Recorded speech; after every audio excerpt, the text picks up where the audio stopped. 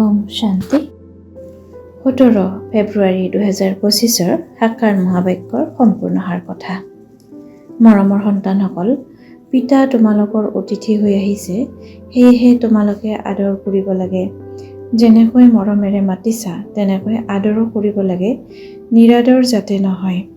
প্ৰশ্ন: কোনটো নিচা তোমালোক সন্তানসকলৰ সদায় বাঢ়ি থাকিব লাগে? যদি নিচা নাবাঢ়ে তেন্তে কি বুলি কোৱা হ'ব? উত্তৰ: উচ্চতকৈও উচ্চ আচামী ব্যক্তি এই পতিত সৃষ্টিলৈ আমাৰ অতিথি হৈ আহিছে।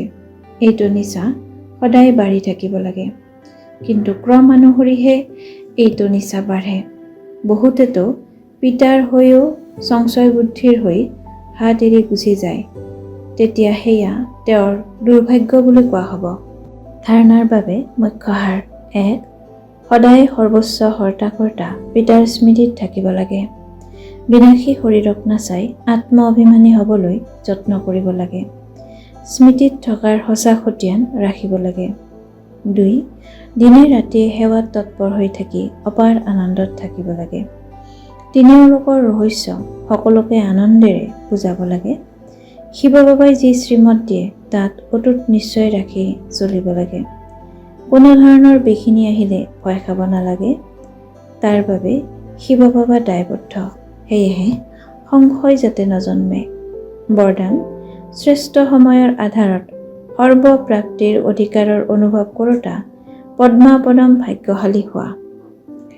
যিসকল শ্ৰেষ্ঠ সময়ত জন্ম লওঁতা ভাগ্যশালী সন্তান, তেওঁলোকে কল্পৰ পূৰ্বৰ প্ৰেৰণাৰ আধাৰত জন্ম হওঁতেই আপোনতাৰ বোধ অনুভৱ কৰে।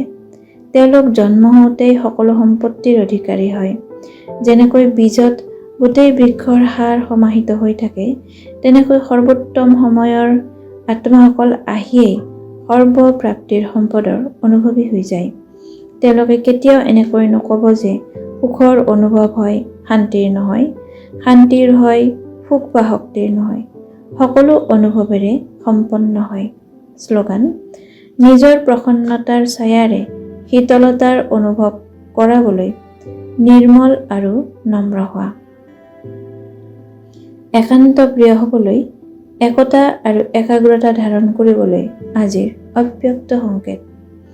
সৰ্বসম্বন্ধ সৰ্বৰস এজনৰ পৰা লোৱা সকলেই একান্ত প্ৰিয় হ'ব পাৰে। যেতিয়া এজনৰ দ্বাৰা সৰ্বৰস প্ৰাপ্ত হ'ব পাৰে, তেন্তে অনেকৰ ফালে যোৱাৰ আৱশ্যকতাই বাকী।